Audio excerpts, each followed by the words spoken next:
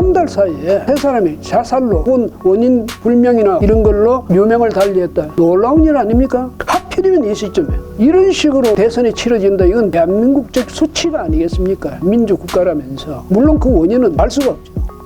두 번째 주제는요, 한 달 새 3명이나 이런 제목을 붙여봤습니다. 짐작하시죠? 한 달 새 3명. 지난해 12월 10일 날 유한기 전 성남도시개발공사의 개발본부장이 극단적 선택을 했습니다.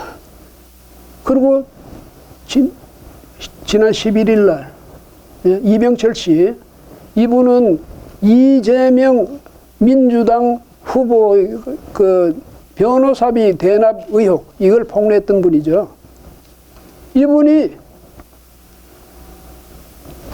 모텔에서 숨진 채로 발견됐습니다. 지금까지 나온 국립과학수사연구원에서 나온 걸로는 심장계통의 그 문제가 있었다. 이렇게 나오는데, 이제 조금 더 나중에 정밀 또 그 분석을 해봐야 되겠죠. 해봐야 되는데, 그 사이에 또 김문기, 이 사람은 유한기 개발본부장 밑에서 개발 1팀장 했던 사람 아닙니까?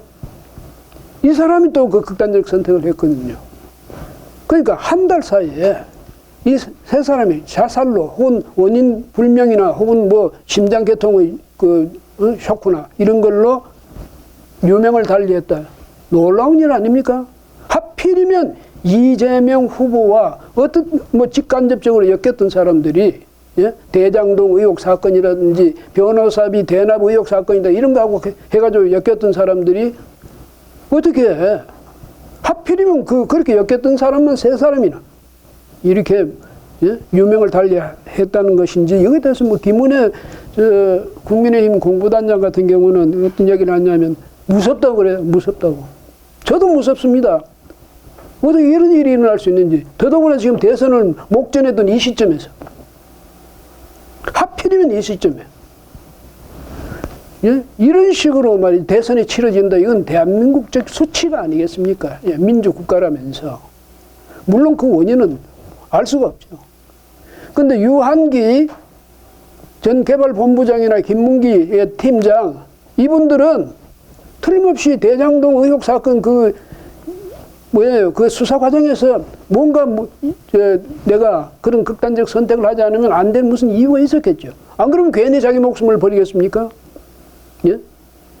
그런데 아니 그런 큰 의혹 사건에서 실무를 담당했던 사람들, 실무 책임자나 그 밑에 실무적으로 그 일을 했던 이런 사람들은 이런 식으로 당하고, 위에서 명령을 내렸다는 사람, 사업을 인가했던 사람은 건재하고, 무슨 이런 경우가 다 있습니까?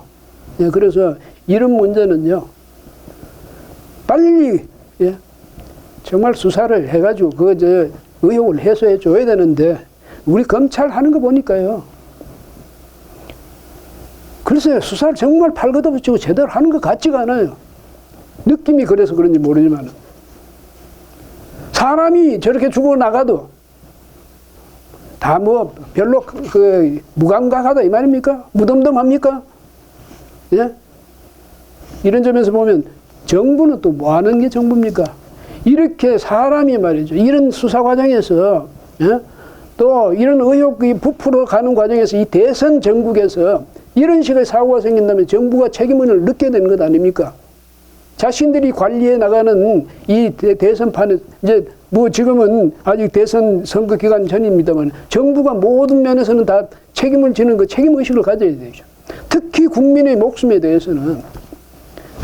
그런데 별로 논평이 없습니다. 청와대 그 잘하는 논평 전혀 없습니다. 그러니까 국민들이 어떻게 정부를 믿고 살 수가 있습니까?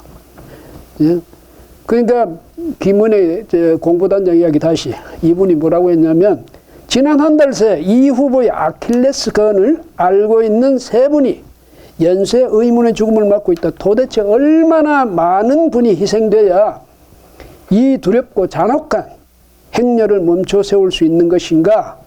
이재명 후보는 답해달라. 이재명 후보는 자신하고는 전혀 상관이 없다고 그러죠. 이병철 씨 이분의 죽음에 대해서도 물론 그럴 수 있습니다. 그런데 그러면서도 보니까 냉랭하죠. 예, 민주당은 냉랭해. 자기들 그냥 해명하기만 바쁘고 뭐 그렇게 이야기하면 재수한다고 이러고 말이죠. 언론들도 재수하겠다고 그러고 그것만 잘해요. 민주당, 예, 이재명 후보, 민주당 뭐 전부 정권 자체가 항상 이 법을 무기로 해서, 예, 그 사람들 윽박지른 데는 아주 이력이 난 사람들 같습니다. 예, 그리고 예, 이재명 후보 말이죠. 지난달 10일에 관훈 클럽 그 토론회 때 뭐라 했습니까? 그 이전까지 태도를 완전히 180도 바꿔가지고 특검하자 뭐 이렇게 나왔죠. 특검하자. 조건 없는 특검 뭐 이러면서 나왔는데 그 이후에는 또 최근에 보니까 윤 후보가 왜 특검에 응하지 않느냐, 왜 특검을 기피하느냐 이런 식으로 도로 역공을 가고 하던데요. 민주당 특검 수사 가지고 국민의힘하고 협상하는 모습 보았습니까? 안 하잖아요. 하는 신용 할 듯이 하다가 안 하잖아요. 응?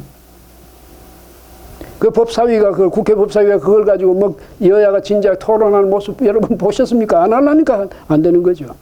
그러니까 이 후보는 하자 이거. 왜냐하면 그러니까 이제 작전을 바꾼 거예요. 저는 회피하고 기피하고 이래 슬슬 피하니까 국민들이 의심하는 거 아니에요. 저 사람 뭔가 있으니까, 예? 특검 피한다 이렇게 되는데 그러니까 이제 역공을 하는 거죠. 그래 저 특검하자 이래놓고 정작 당에서는 그건 특검하려면 이제 입법 과정을 거쳐야 되잖아요. 입법 조치를 해야 되니까. 그런데 정작 당에서는 뭐랄까 회피 작전으로 나가는 거죠. 양봉작전. 한쪽에서는 하자고 밀어붙이고 한쪽에서는 피하고.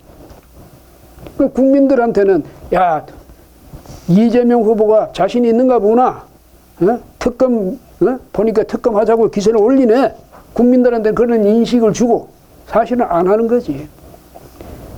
왜 윤 후보가 전에 부산저축은행 사건 그거 관련해서 윤 후보도 같이 특검해야 된다 뭐 그러잖아요. 근데 윤 후보가 그 진작에 좋다 같이 하자 이랬거든. 쌍특검 하자. 그런데도 안 하잖아요. 이거는요, 이 문제는 대장동 문제 또 뭐 변호사비 이것도 마찬가지예요. 이게 대납 의혹 사건 이것도 마찬가지예요.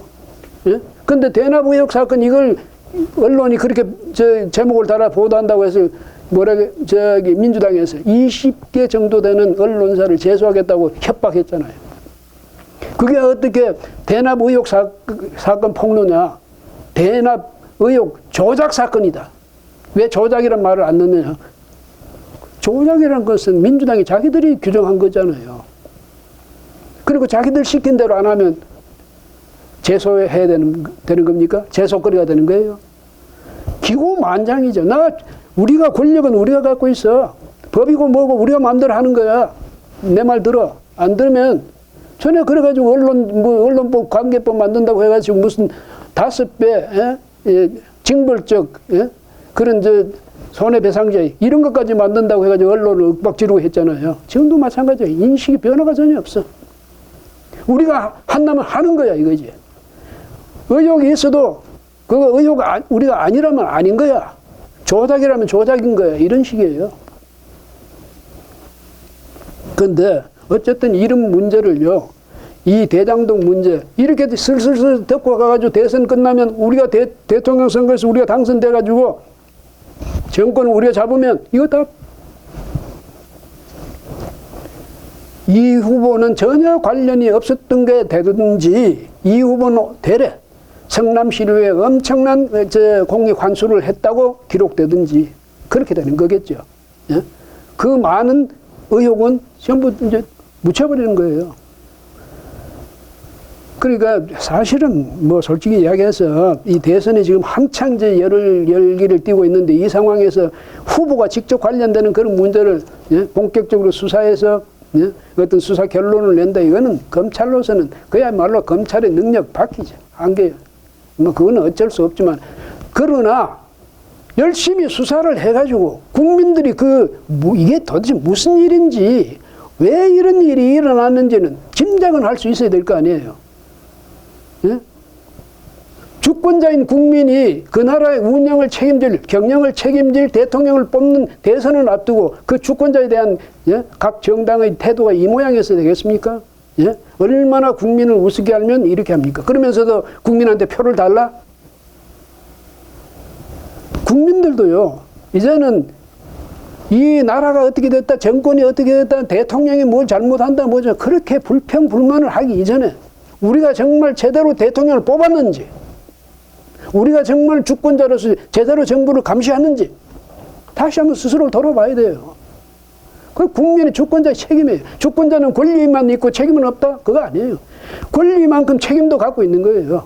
그래서 예, 모든 국민들은 이 기회에 주권자로서의 예, 자부심을 가지고 또 책임의식을 분명히 해야 되겠다. 이런 말씀을 꼭 드리고 싶고요.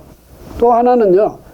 보통 사람 정도의 도덕성이라든지 청렴성이라든지 정직성이라든지 이런 덕목 정도는 갖추고 있는 사람이라야 우리가 대통령감이라고 말할 수 있는 그 기준에 그나마 그 기준 위로 올릴 수 있지 않겠습니까? 보통 사람 정도의 정직성도 없고 도덕성도 없고 책임의식도 없고 만약 그런 사람이 있다면 그 사람을 대통령으로 우리가 뽑아서 되겠습니까? 그런 점에서 국민들은 후보들을 면면히 보십시오.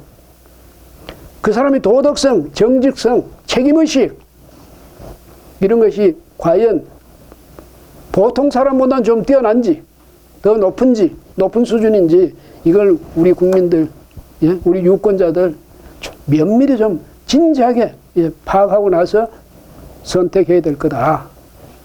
이런 말씀 꼭 좀 드리고 싶습니다. 이제 다시는 유권자들이 말이죠. 무슨 선거 잘못해서 예? 좀 뭐 대통령을 잘못 뽑았다. 우리 손가락 자르고 싶다. 이런 일은 있어서는 안 될 것 아니겠습니까? 예. 이 주제는 여기서 마무리하겠습니다. 예.